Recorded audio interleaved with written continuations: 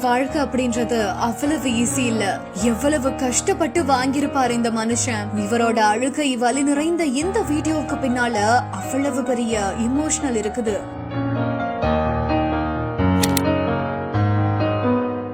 நெஞ்சையே உருக வைத்த இளைஞனின் வீடியோ, இணையத்தில் வெளியாகி கண் கலங்க வைத்த இளைஞனின் உணர்வுகள்.